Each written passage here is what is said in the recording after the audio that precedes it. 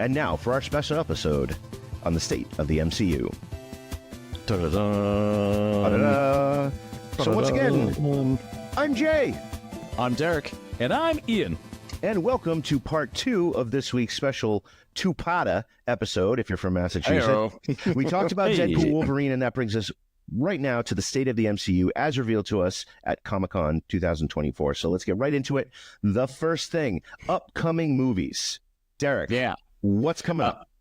Well, we've got Captain America Brave New World, which is coming up in February, Valentine's Day of 2025. Ooh. Take your love to it. I know. I'm pretty excited for this because I really liked Falcon Winter Soldier. So I am super psyched to see Sam taking the shield and, putting on the suit. I hope Bucky makes an appearance, by the way, too. The previews for this movie look really awesome. Harrison Ford is in this, get off my plane. So I'm really looking forward to it. It looks interesting. The teasers look really great. So that's one I'm pumped because Deadpool, Wolverine, it was its own thing or whatever. Yeah. This is a solid MCU. Yes. This is main storyline MCU. Yes. So I'm pumped, yes. Yeah, I think that Falcon is a really good bridge from the old Avengers, the MCU, into what the next phase could be, right? Mm-hmm. It's that connector for people that were the fans of the Avengers and Endgame, bringing it to whatever Kevin Feige has going on in his brain. I hope that they can connect the mutants and everything to that storyline. So hopefully, fingers crossed. So looking ahead to my birthday, which is the first week in May, technically May 8th, but, the first week in May, we have the Thunderbolts. This is the movie that I am pumped so much for. I love this stuff. It's basically Suicide Squad in a more grounded way. The cast is fire. You have David Harbour coming back as the Red Guardian. You have Bucky's back. Florence Pugh as whatever her name is. I forget all She's their names. Awesome. Helena. Helena. You also have Ghost from Ant-Man and the Wasp. It's that same kind of vibe. You have all these bad guys getting together to do a good thing, quote unquote good thing. I like how they turn that on side. That's why I like Suicide Squad. You turn it up, you turn the kind of thing on its side. I think that's really cool. And again, it's my birthday week. Marvel always kills it on my birthday week. So I am pumped for this. Happy birthday, Jay. Thank you. So I was just thinking, I have an idea for the MCU. I think now, since we're getting so many stories and it's getting so confusing, I think we need a previously on the MCU at the beginning of each of these movies that just lets you know, wait, who's this person? What was this about? TV episodes do that. I love just the catch recaps. You up. Okay, right. Can we do a recap at the beginning of the Acolyte, or something? You could voluntarily skip if you want to. Yeah, at the movie theater, right? Come on. All right. So, the big movie that I am pumped for, Fantastic Four: First Steps, which looks amazing. I mean, I am such a Fantastic Four guy. There have been, we've had all these characters that have been off and owned by different things. That, I loved getting Spiderman back, Wolverine back. It was hard as being a Marvel fan and seeing their best character sold off to different places. I love they're all coming home. We get these characters together. Fantastic Four, I love the family dynamic. I mean, we're a dad podcast. This is awesome. The family stuff. The Incredibles is one of my favorite superhero movies. It's all about the family behind being superheroes. I love that. And then the one after that that's in, 2025, I think, Blade. Fingers crossed. Yeah. Mahershala Ali is Blade. I love Mahershala Ali so much. Yep. He's going to be so good as Blade. I think technically his voice was at the end of the Eternals. Yes, it was. Was like a, hey, maybe when he said hey, what's up? Or there was something he said to Black Knight at the end of it. Something. I can't wait for that movie. I know they're having struggles making it. No. But then after that, we get brand new announcement that we had Avengers Doomsday. Yes. It's no longer Kang Dynasty. Yeah. Amazing review. I had palpitations when I saw this on TikTok. He can make an entrance. Yes, it was all over the internet. That was the greatest, I think, one of the greatest Comic-Con moments of all time. You have about 24 Dr. Dooms on the stage, except one's in a greener thing. We're going to say the only guy who could play this comes out, boom, Robert Downey Jr., who takes this very Tony Stark pose, like, I'm the king of the world and no one will dethrone me. I think it, first off, came out of nowhere. Right. I think it's the most brilliant thing Kevin Feige has done. Until Me too. we see it, and it might not work because we're so used to seeing Robert Downey Jr.'s Tony Stark. But if anyone can do it, did you see Oppenheimer? He was so good. He was good. I thought give him he got an Oscar. He's amazing. I thought for like a split second, just like the build and stuff like that, I thought it was going to be Glenn Powell. I thought it was going to be Glenn Powell, who was just in Twisters. I thought he was coming in as Dr. Doom. But Robert Downey Jr., I am not sad about that. We'll see how it plays out. And then, Ian, there's another Avengers movie after that. There is, yeah. So, I mean, it's getting interesting now that we're getting, and it was announced Fantastic Four are going to be in both Avengers movies. Yep. So we're going to get Doctor Doom and Doomsday. We're going to get Secret Wars finally. That I'm hoping will clean up all this multiverse-y stuff. Yep. It's like there's so many different versions of people across all sorts of things. And, having Tony Stark is now Doctor Doom, and will they do that? Is it a Tony variant? Or is it going to be, no, this is just how Doctor Doom is from this universe. He's not Tony Stark. This is what it looks like. Victor Von Doom. So he is playing a Victor Von Doom variant. Right. And do you think John Krasinski is his Reed Richards? It would be cool. They teased that already. No. I know, right? But Secret Wars, I mean, if you're a comic book fan, this is one where like all my favorite stills and things all came from Secret Wars. It's like having all the characters come together. It's a big, crazy story with all these different things happening. You got the Skrulls maybe coming back. We can't tell anyone. It's a secret. Yep. Sorry, we can't tell you about it. But after that, Shang-Chi 2, which, again, brings up something that I love Shang-Chi 1. Yep. And I keep seeing these movies and hoping that Simon Liu has popped up in all these different movies. He was in Barbie. He's been in a ton of stuff. He was a Ken. He's awesome. Right. He was Ken. He's funny, and he can sing and dance. He's on like Fallon doing different singing. He's awesome. I wish that we had more of him, with all these different cameos and things popping up. I'd love to see more Shang-Chi and stuff. So I love where Shang-Chi goes. And I think the albatross of the movies that they announced, I think, is Spider-Man 4 and the X-Men. After this phase, this multi-universe phase, we're going to have the mutant era of the MCU. They have like, I think, a 10-year plan. I think they're really doing this. This is like a reboot of what we got for Endgame and everything before. I think these are both huge albatrosses because they have to stick the landing on Spider-Man 4. You have Tom Holland. You have him totally separated from his past. And now how's he going to become that ground level superhero? Then you have the X-Men, who are going to be the new X-Men. Just like Fantastic Four, casting is going to be key. I hope, one, we get Wolverine. Henry Cavill as Wolverine for 2 seconds in Deadpool and Wolverine, spoilers, was amazing. And he looked the part. Even when he schnicked his claws out and stabbed Deadpool and the whole thing was over. But that was one of the high points for me. Who's going to be the new Cyclops? Could it be Glenn Powell? He's hot right now, Glenn Powell. Oh, yeah. He is a handsome fella, as Scott Summers is also a handsome fella. Who are you going to have as Jean Grey? Are you going to have Jean Grey like Jean Grey Phoenix Jean Grey? Are we going to do that again? I hope not, because let's just stick with like the ground level X-Men. Are you going to bring Colossus back from a different universe? I hope they have Colossus change from being a human to like the Steel, not like in Deadpool where he's Steel all the love time. That. I would love a Negasonic Teenage Warhead in it. I would love Jubilee. I would love Gambit Channing Tatum. Listen to me, please. Channing Tatum is Gambit. Please. Or are we going to get a 1960s X-Men to match the Fantastic Four? Nah, they did it already. Like, if you went OG, Beast, and Iceman, and Professor X, Jean Grey, and I think maybe Human Torch? Like the original OG X-Men they can't. First comic. I don't think they can. Would be awesome. Because they already did a 60s X-Men, right? You have the McAvoy verse, right? First Class. That's true. Yeah. I don't think they'd want to tread on that again. I think again, they're going to use the multiverse to bridge into the mutant era. So that's what I think they're going to do. Hopefully it'll be great. But we also have, it's not just movies, everyone, and we're not really going to talk about these a ton, but they have a lot of shows coming up. All in 2025, you have Daredevil Born Again, which is something I'm looking for. You have Ironheart, who made an appearance in Wakanda Forever. Vision Quest, so bringing back Vision, that's cool. Wonder Man, I don't know a lot about that. Maybe that'll be cool. Armor Wars, again, give Don Cheadle something to do, because I will watch Don Cheadle every day. I think he's a fabulous actor. And I don't know how they're going to do this, but they're going to do a Wakanda TV show. Ryan Coogler's doing it. That's all in the future.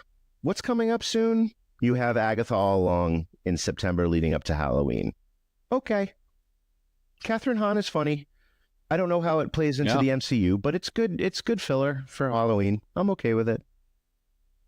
And then finally, Ian, I think something you really love is that Spider-Man movie coming out, or Spider-Man show coming out. They're doing this with different characters. Batman has his own series that I think is done by some awesome people soon. Superman has one that I think was J.J. Abrams that was doing it. We're getting some like legit animated stuff. And I think Friendly Neighborhood Spider-Man, I think looks like What If. I think the animation style is going to be like that, like the series What If. Yeah. But it's going to be Peter before he came into the MCU and went to Germany and stuff. Sounds awesome.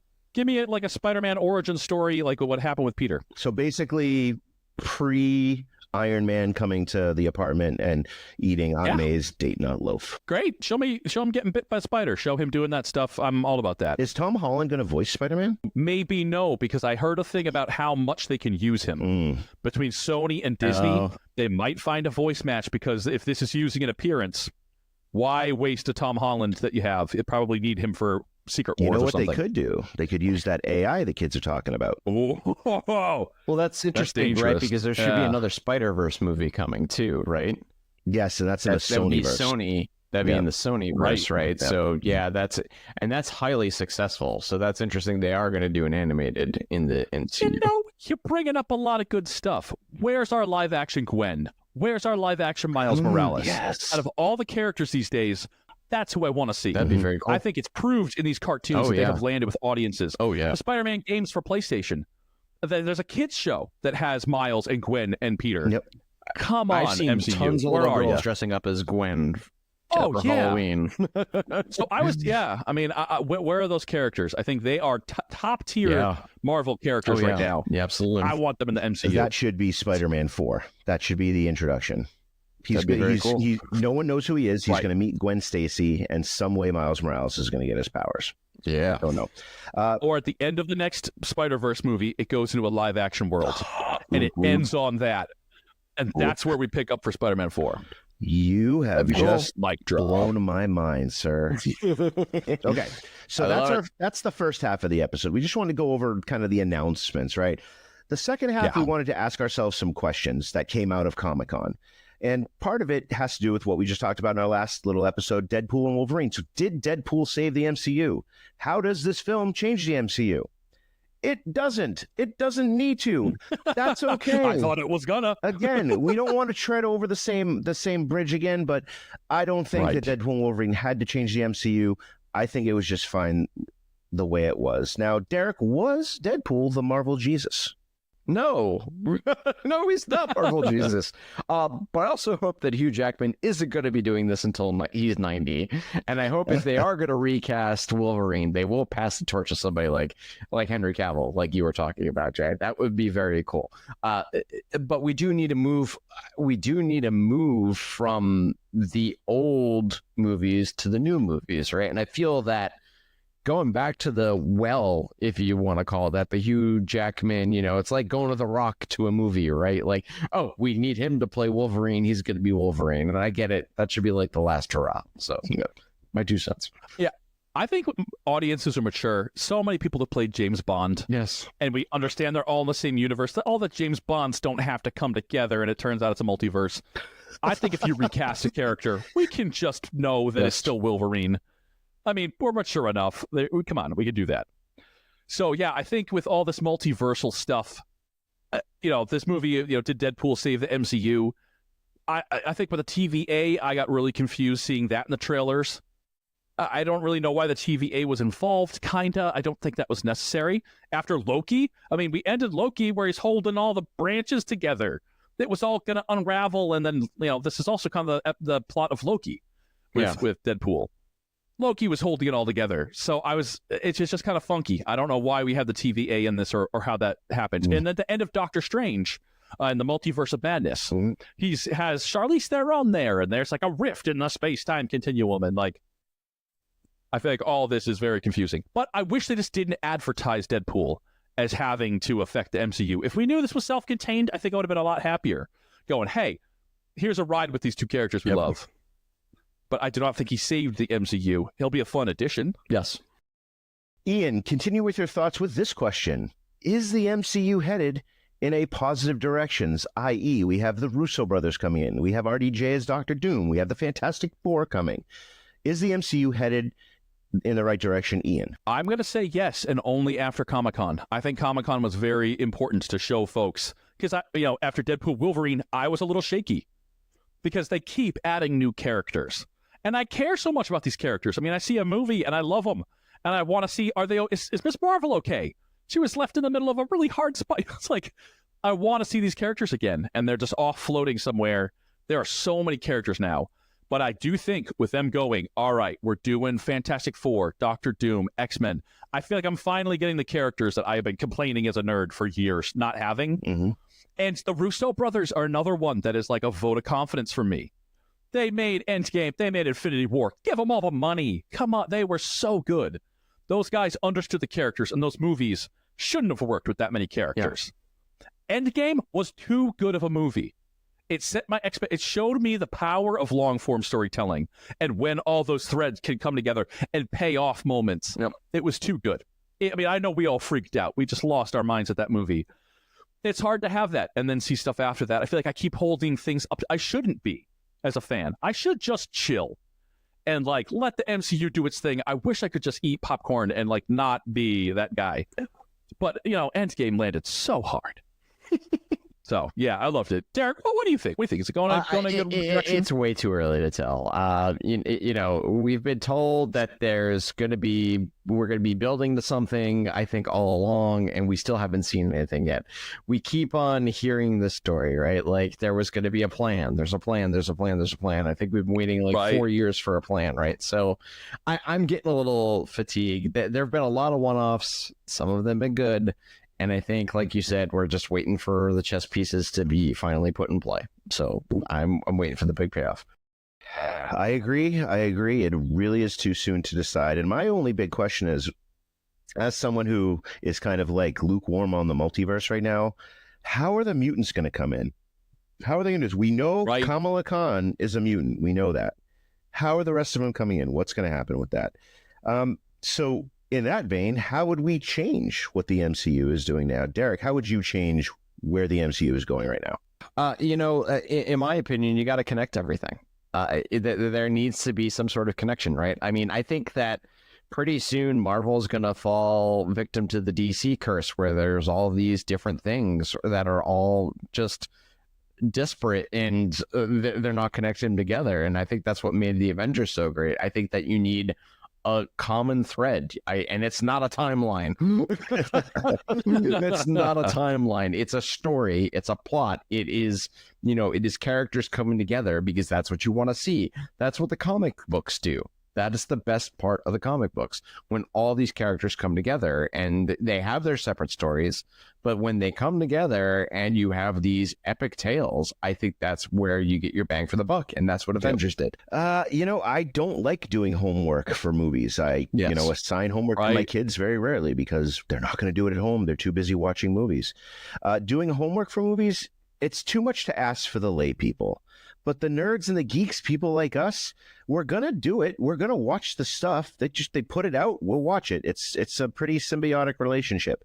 So my specific thing is I want to see the TV stuff cross over with the movie stuff and vice versa. One of my favorite characters of all time is Daredevil, the man without fear. I love it because he's a superhero with superpowers that aren't superpowers. The man gets the crap beat out of him, and he doesn't heal like Wolverine or Deadpool. Like, he has to heal like a normal person, right? I want to see him. I want to see the Punisher. Bring back Jessica Jones, Christian Ritter, like that. And we know those are part of some sort of end of the MCU. Bring them in. Is this where Spider-Man 4 is going? Like, could you have all these characters? Could you have a Gwen Stacy and a Miles Morales make an appearance, but have Daredevil and Punisher work with Spider-Man? It worked in the comics. I think people of our ilk want that. And I think the lay people who aren't really up on all these comic book stories, they probably have, more adventures outside than we do, but they want to see fun stuff too. So I say integrate the TV stuff. Bring back Matt Murdock again. Bring back John Bernthal, best Punisher for my money. That's how I would change He's a great actor. Yeah. Oh, But Ian, I know you talk about characters all the time and how many characters there are. Is that what you would change about it? Yeah. So Jay, I think that the MCU has to be more careful with the level of hero that we have, because I think that's what makes all of these characters being together hard. When you have a movie like Eternals that did not perform at box office, but they dropped a Celestial in the middle of the ocean, things that affect the planet, then you go, where was every planetary level hero during that movie? You just think this is, I love when you're talking about Jessica Jones, or even Spider-Man should have been street level heroes. They're not going to be going fighting a Celestial. They're not going to be, maybe you've never heard of them because you wouldn't see what happens at that part of New York. But when you're doing Multiverse of Madness and unmaking reality, no one saw that. No one saw a part of New York just get shredded and flipped inside out of itself. It's stuff like that I'm like, some of these heroes are just getting too cosmic, too powerful, too crazy. Where are they when things go wrong? And I feel like we had that in the first couple phases. We're like, okay, Thor, they like make excuses. They're like, hey, Thor's off helping someone in Asgard. Like they had reasons why they're not in Iron Man 3. Now that we have so many characters, Moon Knight could have helped out. I wonder, where's Shang-Chi? Hey, we just had this trouble in Deadpool Wolverine. Where's Shang-Chi popping up, helping him out? We have all these really powerful, awesome people. I think having different power levels and who would reply to stuff, I think they need to be more careful with their plots of what affects the whole world. The Celestial was the one where I'm just like, that is a world-ending thing. I'm glad that they're finally dealing with it now, however many years later. But yeah, that's a big That was a job for Captain Marvel. That would have been a Captain Marvel threat. Exactly. Yep, or Thor. Right. I do wonder also with the Celestial, Comic-Con, they said it's made out of adamantium. And that overpowers vibranium, I'm pretty sure. What's that going to be? Because, there are all these plots about vibranium and how this is all what the world's fighting over. I wonder what adamantium's going to be about. I think it was originally called World War something. I think it was going to be some big plot. We'll see. Originally. New World Order, I think, was the original. Oh, interesting. Captain America. Yeah. I think they changed some of the names and stuff like that to fit more of a narrative thread. But looking forward to things, again, I think I'm looking forward to Thunderbolts the most in the immediacy, a little bit more than Captain America Brave New World, although I'm interested to see how they're going to do Red Hulk and if they're going to bring Mark Ruffalo into it, because Mark Ruffalo, they can use Hulk for whatever movie they want. They just can't have a Hulk movie. So right. I think you bring Ruffalo in for that too. How else is Sam going to fight the Hulk? I know he's Captain America. I know he has the shield, but it's Red Hulk. What's going to happen? And also long-term Mutant Saga. I loved the X-Men 60s with McAvoy and Fassbender. Oh, yeah. You can give me whatever version of the X-Men you want, and I will sit there in the theater with my gummy bears popcorn and maybe an Italian sub and just watch the movies. Yes, I did. You do eat a lot of food at the movies. Yes, big cargo shorts. No, I'm saying you're creative. I do. I wouldn't think to bring an Italian sub in my pocket. I did. I snuck an Italian sub, hummus, and pretzels, and then don't I think tell some gummy bears. AMC. Yeah, don't. We're wearing cargo pants. Like every other dad. Like every other dad. Yeah. All right, Derek, what are you looking forward to? I'm really looking forward to Captain America Brave New World. I think it's good, like I mentioned before, I think it's going to be a great bridge from Avengers going over to the new timeline of whatever Marvel is going to intrigue us with. I think that's going to be awesome. And I really liked Sam as a tentpole character, so I'm glad he's having his moment in some. So I agree. I think both of you took the ones. X-Men for me, definitely. Spider-Man 4. I want Marvel, Miles Morales, and I want Gwen Stacy. But you know what I'm really looking forward to? James Gunn's DC movie universe. Curveball. So that was at Comic-Con came out with, they showed the official logo that looks very like 70s, 80s DC. Yep. But to watch someone create a movie universe that is going to spin off into 1,000 movies from scratch, when they go, hey, we can watch the MCU. Maybe these issues that we're talking about, maybe they're going to be, it'll be interesting to be able to, you're trying to start this.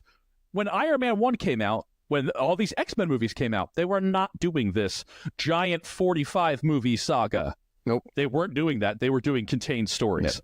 I wonder, with DC coming along, what are they going to learn from the MCU? Will they make the same mistakes? Will they make different ones? Is it going to work if you just say, we etch a sketch? Because the new 52 in comics, I don't know if that worked the way they planned. Where they go, etch a sketch, brand new Batman, brand new Superman, brand new everything. All of the stuff didn't happen. Will the MCU have to do that at some point too and just go, etch a sketch? All right, now Iron Man is going to be Tom Cruise. On that note, before we end this episode, we have one more question, and we have a question for you. Is there anything else from Comic-Con that you're excited about? Make sure that you like, share, and subscribe to this podcast, and you hit us on our social media, Instagram, TikTok. We're everywhere. 3 Dimensional Dads, the number 3 Dimensional Dads. Join us next time for our Season 1 finale and newest episode in our series Dad on Screen, where we look at the MCU, Thanos, Tony Stark, Bruce Banner, Hawkeye.